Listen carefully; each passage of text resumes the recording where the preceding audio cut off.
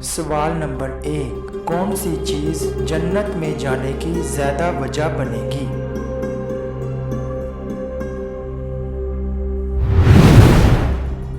जवाब है नबी करीम सल्लल्लाहु अलैहि वसल्लम से इस चीज़ के बारे में सवाल किया गया जो लोगों को बाकसरत जन्नत में दाखिल करेगी, तो आप सल्लल्लाहु अलैहि वसल्लम ने फरमाया, अल्लाह का डर और अच्छे इखलाक।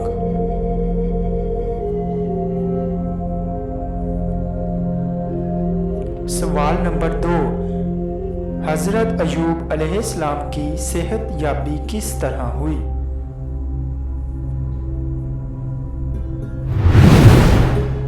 जवाब है अल्लाह पाक से माफ़ी मांगने पर अल्लाह ताला ने हज़रत जिब्राइल अलैहिस्सलाम को हुक्म दिया, एक चश्मा जारी हुआ जिसमें हज़रत अयूब अलैहिस्सलाम ने गुस्ल किया और सेहत याब होकर बाहर निकले।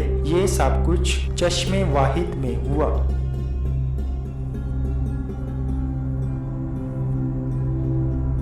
सवाल नंबर 3, कब्र में मैयत को दफनाने के बाद सरहाने की तरफ खड़े होकर क्या पढ़ते हैं?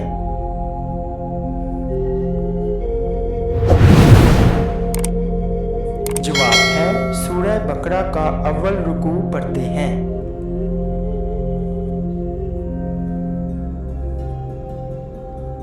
सवाल नंबर 4, मैयत के पाँव की तरफ खड़े होकर क्या पढ़ते हैं?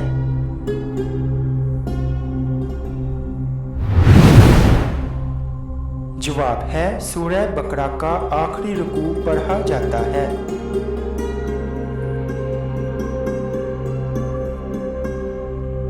सवाल नंबर 5, बैर रूमा मीठे पानी का एक कुआं एक यहूदी की मलकियत था, किस सहाबी ने उसे खरीदकर मुसलमानों के लिए वक्फ कर दिया था?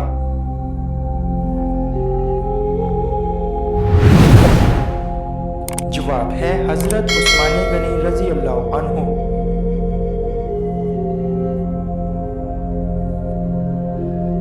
सवाल नंबर 6, दुराने नमाज हुजूर पाक सल्लल्लाहु अलैहि वसल्लम की कमर मुबारक पर ऊंट की ओजरी किसने रखी?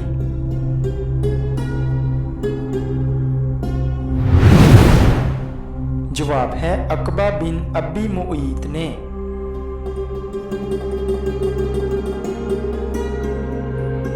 सवाल नंबर 7, जिसके गम और परेशानियां ज्यादा हो जाएं, वो कसरत से क्या पढ़ा करे?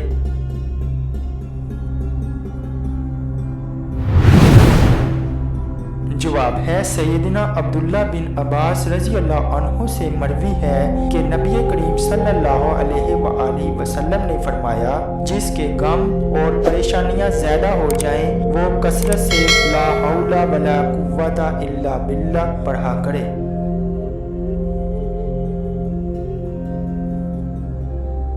सवाल नंबर 8, खाना काबा में कलमा को बुलंद आवाज में पढ़ने वाले पहले सहाबी कौन हैं?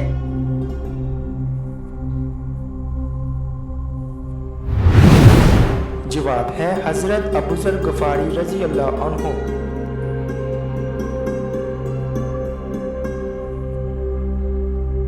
सवाल नंबर 9, जिन्नात का सबसे खतरनाक काम क्या है?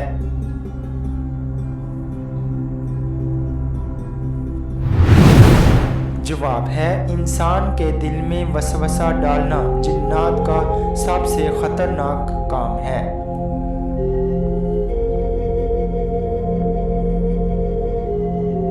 सवाल नंबर 10, कुरान पाक की माँ किस सूरह को कहा गया है?